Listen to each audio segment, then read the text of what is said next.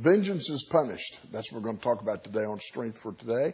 This Tuesday, October the 21st, 2014. Bible study today at 11 o'clock. Visitation tonight at 6:30. Come on, let's have a great time in the Lord. I want to send this broadcast out to Lawrence and Robin Lloyd in Lynchburg, Virginia. Father and daughter there. And I believe, if I'm not mistaken, live on Page Street. And we remember that over near the hospital. And we hope and pray you all are having a great day. If you allow anger to overtake you, it'll turn on you with a vengeance. The Bible says in Proverbs 19:19, a man of great wrath shall suffer punishment. For if thou deliver him, yet thou must do it again.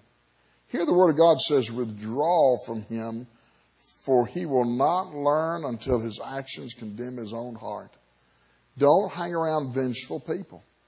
Don't be friends with vengeful people, because destruction's coming their way. You want to hang around forgiving people because they're reflecting the light of the Lord, because He's a forgiving God.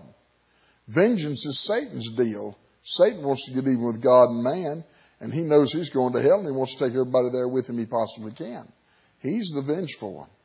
A man controlled of anger will not listen until he's hit rock bottom. And folks, that's not good.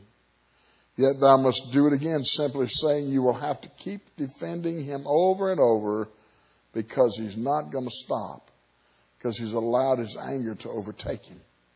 There's no one as wise as he is in his own eyes. If you try to help him and you try to deliver him from the explosive attitude he's got, you most likely will become his first casualty, because he'll hurt anyone when he's angry. It doesn't matter, as long as his vengeance is satisfied. If you try to help him, God needs to deliver you, because it's going to be bad.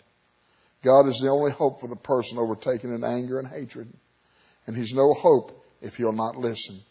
And if they do not listen, they will have to feel the punishment of the hand of God.